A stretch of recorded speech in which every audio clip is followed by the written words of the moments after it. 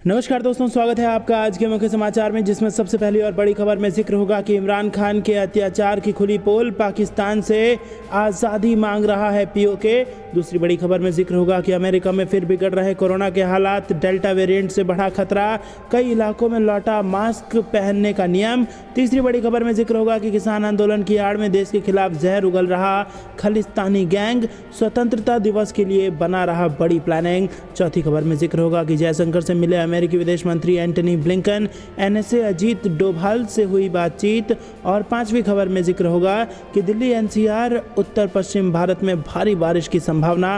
दोस्तों, हर एक खबर की गहराई में आपको ले जाएंगे, लेकिन उससे पहले अगर आपको विदेश की सेना और पीएम मोदी पर पूरा भरोसा है तो आप अभी इस वीडियो को लाइक कीजिए और कमेंट में लिखिए जय हिंद। दोस्तों, रुक करते हैं तमाम बड़ी खबरों की तरफ। इमरान खान के अत्याचार की खुली पोल, पाकिस्तान से आजादी मांग रहा पीओके। जी हां दोस्तों, जम्मू कश्मीर में आर्टिकल 370 हटने के बाद अमन और चैन बरकरार है। कश्मीर विकास की राह पर तेजी से आगे बढ़ रहा है और यहां कश्मीर में हो रहे विकास की खबर सीमा पार पाकिस्तान अधिकृत कश्मीर तक भी पहुंच रही है। इसके साथ साथ पीओके में भी पाकिस्तान से आजादी की आवाज और ज्यादा बुलंद होती जा रही है। इमरान खान की सरकार के खिलाफ लोगों का गुस्सा बढ़ रहा है और अब पीओके पाकिस्तान से मुक्ति पाने के लिए हिंदुस्तान की तरफ देख रहा है। पीओके में पाकिस्तान से चुनाव तो करवा दिए, लेकिन इस दौरान चुनाव में इतनी धांधली और हिंसा की गई कि पीओके में बगावत शुरू हो गई है। इस बार तो पाकिस्तान की मुख्य विपक्षी पार्टी पाकिस्तान मुस्लिम लीग नवाज के उपाध्यक्ष मरियम नवाज ने ही खुलासा कर दिया कि पीओके में आजादी की मांग कितनी ज्यादा मजबूत हो चुकी है। विपक्षी पार्टियों का आरोप है कि पीओके में पुलिस ने इमरान खान की पार्टी को चुनाव जितवाने के लिए हर वो काम किया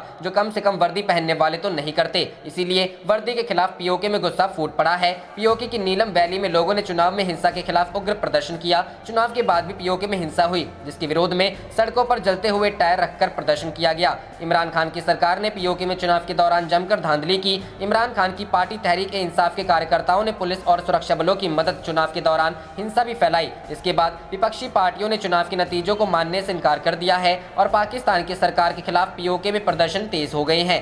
पीओके में लोग पाकिस्तान की सरकार से काफी नाराज हैं और अब पुलिस की बंदूकों का भी डर वहाँ खत्म हो रहा है। यही वजह है कि सशस्त्र पुलिस के सामने ही लोगों ने पाकिस्तान मुर्दाबाद के नारे लगाए। पाकिस्तान के अत्याचारों से परेशान पीओके अब किसी भी कीमत पर पाकिस्तान के अवैध कब्जे से आज़ादी चाहता है और अब पीओके के लोग खुलकर पुलिस के सामने भी इस बात को कहने से नहीं हिचक रहे हैं। पीएमएल नवाज की नेता और पूर्व प्रधानमंत्री नवाज शरीफ की बेटी मरियम नवाज ने पीओके की आज़ादी वाला नारा ट्वीट किया है। इससे पाकिस्तान में बवाल मचा है और पीओके में लोग खुलकर पाकिस्तान के खिलाफ और भारत के समर्थन में बात कर रहे हैं। उन्होंने लिखा, आज पीटीआई की फर्जी जीत के पहले दिन कश्मीर में पहली बार स्वतंत्र कश्मीर का नारा लगा। जब आप लोगों के वोट लूटते हैं, उन पर अत्याचार करते हैं, तो ऐसी ही घटनाएं सामने आती हैं। पहले पीओके में हो रही ज्यादती को पाकिस्तान की सभी राजनीतिक पार्टियां दबाने की कोशिश में रहती थी, लेकिन इस बार पीओके में आजादी वाले नारे खुद मुख्य विपक्षी पार्टी की नेता मरियम नवाज ने लगाए हैं। इस ट्वीट के साथ मरियम नवाज ने बाकायदा इमरान खान को कोसते हुए पीओके में हो रही इस बगावत को पाकिस्तान के साथ साथ पूरी दुनिया के सामने एक्सपोज कर दिया। ये तमाम सबूत इस बात की गवाही दे रहे हैं कि पीओके में पाकिस्तान के अत्याचार की पोल अब खुल चुकी है। इमरान खान बंदूक और हिंसा के दम पर पीओके के लोगों की आवाज दबाने की कोशिश कर रहे हैं, लेकिन बहुत दिनों तक ये आवाज दबी नहीं पाएगी। पीओके में पाकिस्तान के अत्याचार बढ़ रहे हैं और बंदूक के दम पर लोगों की आवाज दबाई जा रही है। इसलिए अब पीओके के लोग भारत की तरफ उम्मीद भरी निगाहों से देख रुख करते हैं अगली खबर की तरफ। अमेरिका में फिर बिगड़ रहे कोरोना के हालात, डेल्टा वेरिएंट से बढ़ा खतरा, कई इलाकों में लौटा मास्क पहनने का नियम। जी हाँ दोस्तों, अमेरिका में एक बार फिर से कोरोना वायरस के मामलों में तेजी आनी शुरू हो गई है। अमेरिका में एक बार फिर कोरोना वायरस के मामलों में इजाफा हो रहा है। अमेरिका में पिछले कई दिनों से कोरोना के नए केसों में तेजी देखी जा रही है। वर्ल्डोमीटर के मुताबिक अमेरिका में पिछले 24 घंटे के दौरान कोरोना संक्रमण के 60,000 से ज्यादा नए केस आए हैं। इसके बाद अब वह एक बार फिर से संक्रमण के मामले में दुनिया में पहले स्थान पर पहुंच गया है। कोविड की वजह से अमेरिका के अस्पतालों में भर्ती होने वाले मरीजों की संख्या में तेजी से इजाफा हो रहा है। कोरोना केस में हुए इजाफे के बाद अस्पतालों में भर्ती होने वाले मरीजों की संख्या में भी तेजी देखने को मिली है। अधिकतर नए मामले फ्लोरिडा में रिपोर्ट किए गए हैं, जहां एक दिन में रिकॉर्ड कोरोना केस सामने आए हैं। अमेरिका में करीब 40,000 कोरोना मरीज अस्पताल में भर्ती हैं, जो जनवरी में कोरोना के पीक के दौरान से कम है। वहीं संघीय अधिकारियों ने सार्वजनिक जगहों पर मास्क पहनने के नियमों को लेकर नए नियम बना दिए हैं। कोरोना के मामलों में दोबारा तेजी आने के बाद अमेरिका के हाई रिस्क वाले इलाकों में कोरोना वैक्सीन की दोनों डोज ले चुके लोगों के लिए मास्क पहनना एक बार फिर से अनिवार्य हो गया है। डेल्टा वेरिएंट की वजह से कोरोना के मामलों में बढ़ोतरी के बाद यह फैसला लिया गया है। Centre for disease control and prevention director Rochelle Walensky ने प्रेस कॉन्फ्रेंस के दौरान मास्क पर लिए गए फैसले के बारे में बताया। उन्होंने इस दौरान यह बताया कि कोरोना वैक्सीन असरदार है, लेकिन कोरोना के डेल्टा वेरिएंट की वजह से आगे संक्रमण का खतरा बढ़ गया है। इस कारण ऐसे एहतियात लेना जरूरी है। सीडीसी के डेटा के मुताबिक दक्षिणी अमेरिका में सबसे ज्यादा संक्रमण देखा गया है। हालांकि उत्तर पूर्वी जैसे देश के जिन हिस्सों में सबसे ज्यादा टीकाकरण हुआ है वहां कम्युनिटी ट्रांसमिशन की दर सीमित है। अमेरिका में प्रति 1 लाख पर 100 से ज्यादा संक्रमण के मामले आने को हाई रिस्क श्रेणी में रखा गया है। हालांकि सीडीसी की ही रिसर्च में दावा किया गया था कि टीका ले चुके लोग जब संक्रमित होते हैं तो उनका वायरल लोड टीका न लेने वालों के बराबर ही होता है। सीडीसी का कहना है कि इस रिसर्च के बाद यह कहा जा सकता है कि वैक्सीन की दोनों डोज ले चुके लोग भी अन्य लोगों को संक्रमित कर सकते। रुख करते हैं अगली खबर की तरफ। किसान आंदोलन की आड़ में देश के खिलाफ जहर उगल रहा खालिस्तानी गैंग स्वतंत्रता दिवस के लिए बना रहा बड़ी प्लानिंग। जी हां दोस्तों, किसान आंदोलन की आड़ में एक बार फिर खालिस्तानी आतंकी संगठन के चीफ गुरपतवंत सिंह पन्नू ने सोशल मीडिया के जरिए किसानों को भड़काने की साजिश रची है। उन्होंने पंजाब, कश्मीर, पश्चिम बंगाल, असम और महाराष्ट्र का भारत से अलग होना ही कृषि कानूनों को रद्द करवाने का एकमात्र उपाय बताया। खबर है कि पन्नू इस बार स्वतंत्रता दिवस पर प्रधानमंत्री नरेंद्र मोदी को लाल किले पर झंडा फहराने से रोकने की साजिश रच रहे हैं। खालिस्तानी आतंकी संगठन के चीफ पन्नू ने सोशल मीडिया के जरिए हजारों की संख्या में ट्रैक्टर दिल्ली में लाकर परेड करने का आह्वान किया। खालिस्तानी गैंग की साजिश के निशाने पर इससे पहले देश का गणतंत्र दिवस था और अब स्वतंत्रता दिवस के दिन हंगामा करने की रणनीति बनाई जा रही है। प्रदर्शनकारी किसानों को भारत सरकार के खिलाफ उकसाया जा रहा है। पन्नू शुरुआत से ही किसान आंदोलन की आड़ में देश के खिलाफ बयान देते रहे हैं। उन्होंने इससे पहले गणतंत्र दिवस के मौके पर कहा था 26 जनवरी आ रही है और लाल किले पर भारतीय तिरंगा है। 26 जनवरी को तिरंगे को हटाकर इसे खालिस्तानी झंडे से बदल दो। इसके साथ ही खालिस्तानी संगठन किसान प्रदर्शन को लगातार 1984 सिख विरोधी हिंसा से जोड़कर सिखों को उकसाने की कोशिश कर रहा है। नए कृषि कानूनों के खिलाफ किसानों का प्रदर्शन जारी है। इस आंदोलन के शुरू होते के साथ ही कई लोगों और संगठनों ने आरोप लगाया था कि किसान आंदोलन के बीच खालिस्तान विचारधारा से जुड़े कई ग्रुप एक्टिव हो गए हैं, जो कि किसान आंदोलन की आड़ में फिर से खालिस्तान से जुड़ी मांगों को उठाना चाह रहे हैं। ऐसे में सभी लोगों को ये जानना जरूरी है कि आखिर ये खालिस्तान क्या है जिसे लेकर इतने सवाल उठाए जा रहे हैं। रुख करते हैं अगली खबर की तरफ। जयशंकर से मिले अमेरिकी विदेश मंत्री Antony Blinken, NSA Ajit Doval से हुई बातचीत। जी हां दोस्तों, भारत की यात्रा पर आए अमेरिकी विदेश मंत्री एंटनी ब्लिंकन ने बुधवार को दिल्ली में अपने भारतीय समक्ष एस जयशंकर से मुलाकात की। रिपोर्टों के मुताबिक अपनी इस यात्रा के दौरान ब्लिंकन भारत अमेरिका के द्विपक्षीय संबंधों को नई ऊंचाई पर ले जाने और अफगानिस्तान, वैश्विक आतंकवाद और हिंद प्रशांत के मुद्दों पर बातचीत करेंगे। अमेरिकी विदेश मंत्री का प्रधानमंत्री नरेंद्र मोदी से मुलाकात का भी कार्यक्रम है। विदेश मंत्री बनने के बाद ब्लिंकन की यह पहली भारत यात्रा है। जयशंकर से मुलाकात से पहले ब्लिंकन के राष्ट्रीय सुरक्षा सलाहकार अजीत डोभाल से मुलाकात हुई। भारतीय विदेश मंत्री के साथ शिष्टमंडल स्तर की वार्ता में ब्लिंकन ने कहा कि भारत अमेरिका ने मिलकर जो काम किया है और आने वाले महीनों में वे जो काम करने वाले हैं उनकी वह प्रशंसा करते हैं। अमेरिकी विदेश मंत्री ने कहा कि कोरोना संकट, नई उभरती तकनीकी ने हमारे नागरिकों के जीवन को प्रभावित किया है। इन चुनौतियों से हम अकेले नहीं निपट सकते। भारत और अमेरिका को अपना सहयोग पहले से ज्यादा बढ़ाना होगा। अमेरिकी विदेश मंत्री ने कहा कि राष्ट्रपति जो बाइडेन दोनों देशों के संबंधों को और मजबूत बनाने के लिए प्रतिबद्ध है। समझा जाता है कि ब्लिंकन की इस यात्रा के दौरान रक्षा, सुरक्षा एवं सामरिक साझेदारी से जुड़े कई अहम मसलों पर चर्चा हो सकती है। अमेरिकी विदेश मंत्री की यह यात्रा ऐसे समय हो रही है जब अफगानिस्तान से करीब 90% अमेरिकी एवं नाटो सेना की वापसी हो चुकी है। अफगानिस्तान में तालिबान के बढ़ते प्रभाव और वहां भारतीय हितों की सुरक्षा के बारे में इस बैठक में प्रमुखता से बातचीत हो सकती है। रुख करते हैं अगली खबर की तरफ। दिल्ली एनसीआर, उत्तर पश्चिम भारत में भारी बारिश की संभावना। जी हां दोस्तों, दिल्ली एनसीआर और पश्चिमी हिमालय राज्यों सहित उत्तर पश्चिम भारत में मंगलवार को बहुत भारी से बेहद भारी बारिश हुई और भारत मौसम विज्ञान विभाग ने इस क्षेत्र में एक दिन और भारी बारिश का अनुमान जताया है। आईएमडी ने यहां एक विज्ञप्ति में कहा कि जम्मू कश्मीर, हिमाचल प्रदेश, उत्तराखंड, पंजाब, हरियाणा और पश्चिमी उत्तर प्रदेश में बुधवार तक भारी से बहुत भारी बारिश की संभावना है और इसके बाद इसमें कमी देखी जाएगी। आईएमडी के आंकड़ों से पता चला है कि दिल्ली में मंगलवार को सुबह 8:30 बजे तक समाप्त हुए 24 घंटों के बीच दिल्ली सफदरजंग में 100 मिलीमीटर बारिश दर्ज की है। इसके बाद पालम में 68 मिलीमीटर, लोधी रोड क्षेत्र में 86.8 मिलीमीटर, आया नगर में 69.8 मिलीमीटर और दिल्ली रिज में 38.2 मिलीमीटर बारिश हुई है। सुबह 8:30 बजे से 11:30 बजे तक आया नगर में 23.3 मिलीमीटर बारिश हुई। आईएमडी के आंकड़ों के अनुसार दिल्ली सफदरजंग में 2003 में अब तक की सबसे अधिक बारिश 632.2 मिलीमीटर बारिश हुई थी। हाल ही के वर्षों में 2013 में 340.5 मिलीमीटर वर्षा दर्ज की गई थी और मंगलवार को इस क्षेत्र में कुल 380.9 मिलीमीटर बारिश दर्ज की गई है। आईएमडी ने यह भी कहा कि ओडिशा, गंगे पश्चिम बंगाल, झारखंड और बिहार में 30 जुलाई तक और पूर्वी मध्य प्रदेश और छत्तीसगढ़ में 29 से 31 जुलाई के बीच भारी से बहुत भारी वर्षा के साथ व्यापक रूप से व्यापक वर्षा होने की संभावना है। विज्ञप्ति में कहा गया है कि 28 और 29 23 जुलाई को गंगे पश्चिम बंगाल में, 29 जुलाई को झारखंड में, 30 जुलाई को छत्तीसगढ़ में और 31 जुलाई को पूर्वी मध्य प्रदेश में भारी बारिश की संभावना है। बता दें कि राष्ट्रीय राजधानी दिल्ली में मंगलवार सुबह भारी बारिश के कारण शहर के कई हिस्सों में जल जमाव हो गया। बारिश के कारण सड़कों पर पानी भरने से यातायात भी प्रभावित। रुख करते हैं अगली खबर की तरफ। शी जिनपिंग के तिब्बत दौरे का असली मकसद बेनकाब, भारत सीमा पर 3 नए एयरबेस बनाएगा चीन। जी हां दोस्तों, लद्दाख में शांति का राग अलाप रहा चीन अरुणाचल प्रदेश से लेकर हिमाचल प्रदेश तक अपनी धोखेबाजी वाली हरकतों से बाज नहीं आ रहा। कुछ दिनों पहले शी जिनपिंग ने तिब्बत का अचानक दौरा किया था। तब कहा गया था कि उनका दौरा बौद्ध धर्म के साथ बाकी चीन को जोड़ने और बौद्ध संस्कृति की संरक्षण के लिए आयोजित किया गया था। लेकिन अब खुद चीन की सरकारी मीडिया ग्लोबल टाइम्स ने शी जिनपिंग के दौरे की असली वजह दुनिया के सामने रख दी है। तिब्बत में इंफ्रास्ट्रक्चर डेवलपमेंट के नाम पर चीन भारतीय सीमा पर 3 नए एयरपोर्ट को स्थापित करने जा रहा है। इस परियोजना को मंजूरी जिनपिंग ने तिब्बत दौरे के बीच में दी थी।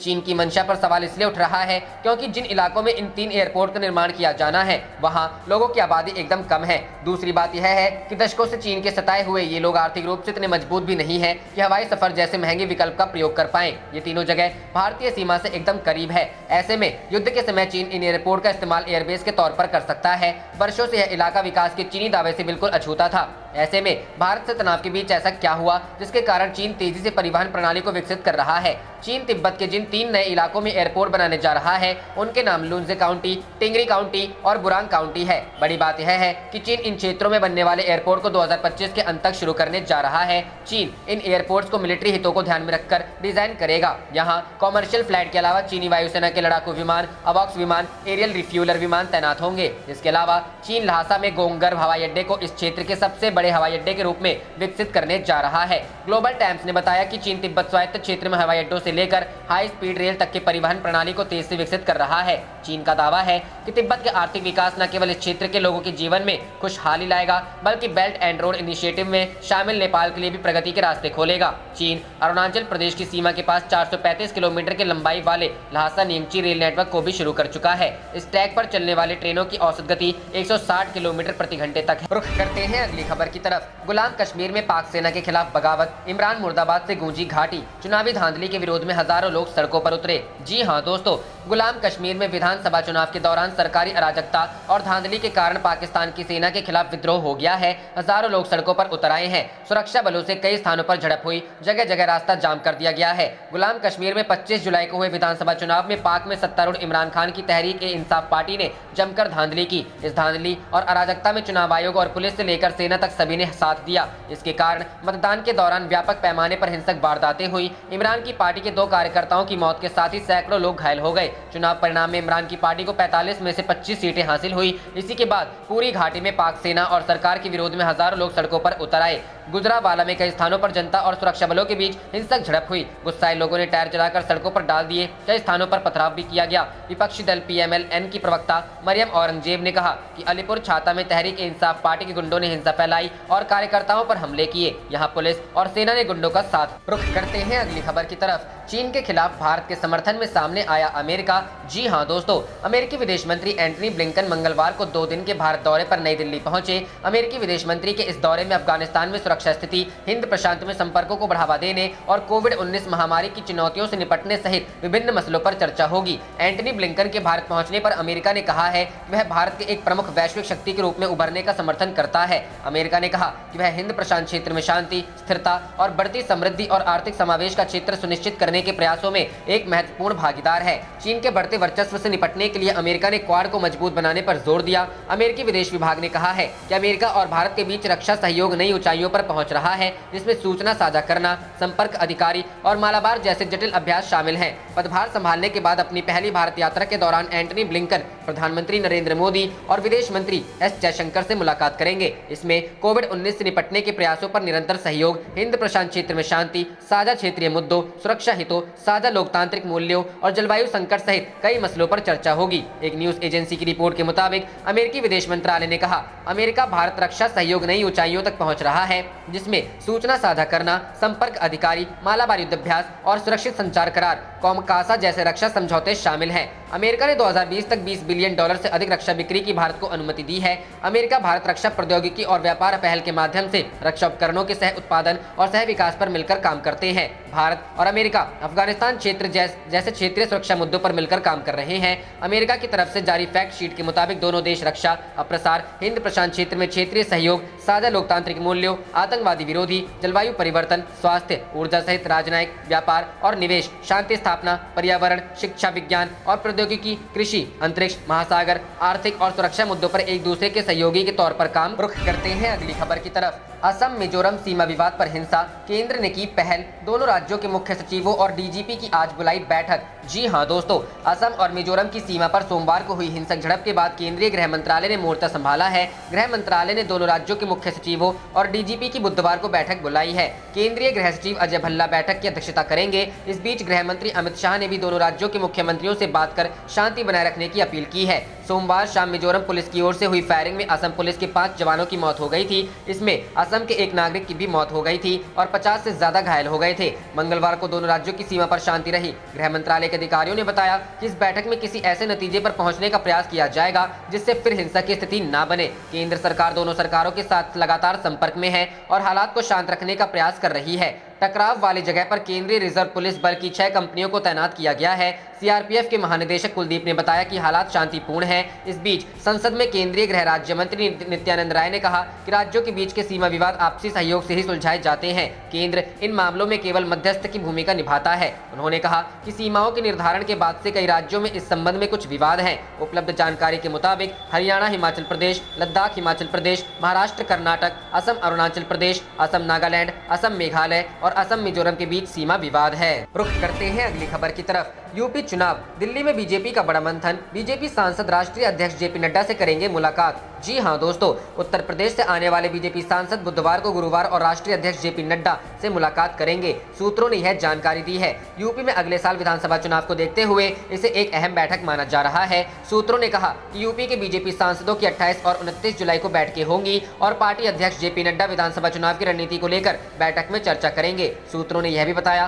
कि मुख्यमंत्री योगी आदित्यनाथ, दोनों उप मुख्यमंत्री दिनेश शर्मा और केशव प्रसाद मौर्य भी इन बैठकों में उपस्थित रहेंगे। सूत्रों के अनुसार लोकसभा और राज्यसभा के यूपी के सभी सांसदों से बैठक में उपस्थित रहने को कहा गया है। इन सांसदों से अपने क्षेत्र के लोगों के संपर्क में रहने को कहा गया है और उनकी समस्याएं दूर करने को कहा गया है। माना जा रहा है कि सभी सांसदों से जनता के बीच ज्यादा वक्त बिताने संबंधी तमाम दिशा निर्देश दिए जाएंगे। सूत्रों के मुताबिक सांसदों से कहा जाएगा कि वे लोगों के बीच जाकर बताएं कि केंद्र और राज्य सरकारों ने उनकी भलाई के लिए कौन से कदम उठाए हैं। गौरतलब है कि यूपी में भाजपा ने चुनावी बिगुल पहले ही फूंक दिया है। 16 जुलाई को जेपी नड्डा ने बीजेपी कार्य समिति के सदस्यों के साथ अहम बैठक की थी, जबकि 18 जुलाई को बीजेपी और आरएसएस की समन्वय बैठक लखनऊ में हुई थी। उत्तर प्रदेश में विधानसभा चुनाव अगले साल की शुरुआत में होने हैं। ये चुनाव फरवरी में हो सकते हैं। बीजेपी ने वर्ष 2017 के विधानसभा चुनाव में भारी बहुमत से जीत दर्ज की थी। राज्य की 403 सदस्यीय विधानसभा में पार्टी के अभी 309 विधायक हैं, जबकि सपा के 49 और बसपा के 18 और कांग्रेस के 7 विधायक हैं। रुख करते हैं अगली खबर की तरफ। भारत पधारे ब्लिंकन, अमेरिका ने कहा हिंद प्रशांत क्षेत्र में हिंदुस्तान की भूमिका को बनाएंगे मजबूत। जी हां दोस्तों, अमेरिकी विदेश मंत्री एंटनी ब्लिंकन मंगलवार को अपने 2 दिवसीय दौरे पर भारत पहुंच गए हैं। इस दौरे में अफगानिस्तान में सुरक्षा हालात, हिंद प्रशांत में संपर्कों को बढ़ावा देना और कोरोना महामारी की चुनौतियों से निपटने समेत कई अहम मुद्दों पर चर्चा होगी। ब्लिंकन बुधवार को प्रधानमंत्री नरेंद्र मोदी से मिलेंगे। पीएम मोदी से मिलने से पहले वह विदेश मंत्री एस जयशंकर और राष्ट्रीय सुरक्षा सलाहकार अजीत डोभाल से भी मिलेंगे। वहीं ब्लिंकन के भारत पहुंचने पर अमेरिका ने कहा कि हम हिंद प्रशांत क्षेत्र में भारत की भूमिका का समर्थन करते हैं। अमेरिका ने आगे कहा कि हिंद प्रशांत क्षेत्र में शांति, स्थिरता और आर्थिक समावेश का क्षेत्र सुनिश्चित करने में हम भारत की मदद करेंगे। अमेरिकी राज्य विभाग ने कहा कि अमेरिका और भारत अफगानिस्तान के क्षेत्रीय सुरक्षा मुद्दों पर एक साथ काम कर रहे हैं। बता दें कि जो बाइडेन के अमेरिकी राष्ट्रपति बनने के बाद ब्लिंकन का यह पहला भारत दौरा है। अमेरिकी विदेश मंत्री एंटनी ब्लिंकन के भारत दौरे में बातचीत के मुख्य एजेंडे में पाकिस्तान द्वारा आतंकियों को फंडिंग, दहशतगर्दों के लिए सुरक्षित पनाहगाह बनने एवं अमेरिकी फौजों के छोड़ने के बाद अफगानिस्तान में हालात हैं, जिन पर विशेष रूप से चर्चा होगी। सरकारी सूत्रों ने बताया कि 27 जुलाई से शुरू हो रहे ब्लिंकन के 2 दिवसीय भारत दौरे में 4 देशों के समूह क्वाड के ढांचे के तहत मजबूत गठजोड़ बनाने पर प्रमुख रूप से चर्चा होगी। इसी के तहत साल के आखिर तक क्वाड देशों भारत, अमेरिका, ऑस्ट्रेलिया और जापान के विदेश मंत्रियों की संभावित बैठक भी होनी है। दोनों पक्ष क्वाड टीका पहल को आगे बढ़ाएंगे ताकि भारत में बनाए जाने वाले टीकों को हिंद प्रशांत क्षेत्र के देशों को 2022 के शुरुआत में आपूर्ति की जा सके। सूत्रों ने बताया कि ब्लिंकन की इस यात्रा का एजेंडा व्यापक होगा, जिसमें द्विपक्षीय सहयोग को और मजबूत करने का अवसर होगा और व्यापार और निवेश, स्वास्थ्य देखभाल, शिक्षा, डिजिटल डोमेन, नवाचार और सुरक्षा पर विशेष रूप से बातचीत की जाएगी। भारत स्वास्थ्य प्रोटोकॉल को बनाए रखते हुए अंतर्राष्ट्रीय यात्रा के सिलसिलेवार बहाली के लिए भी अमेरिकी प्रशासन पर दबाव डालेगा। मानवीय मसलों के अलावा विशेष रूप से छात्रों, पेशेवरों, कारोबारियों की आवाजाही को सुगम बनाने और कोरोना महामारी के चलते अपनों से दूर होने वाले लोगों को परिवारों से मिलाने के मुद्दों पर ब्लिंकन के साथ चर्चा की जाएगी। रुख करते हैं अगली खबर की तरफ। राजनाथ एससीओ बैठक के लिए तजाकिस्तान रवाना, रक्षा सहयोग पर बात करेंगे। जी हां दोस्तों, रक्षा मंत्री राजनाथ सिंह शंघाई सहयोग संगठन की वार्षिक बैठक के लिए तजाकिस्तान के लिए रवाना हुए, जहां वह आतंकवाद के उन्मूलन के लिए आवश्यक उपायों के बारे में जानकारी देंगे। सूत्रों ने कहा कि वह शंघाई सहयोग संगठन के सदस्य देशों के रक्षा मंत्रियों की वार्षिक बैठक के दौरान भारतीय सीमाओं पर चुनौतियों के बारे में भी बात करेंगे।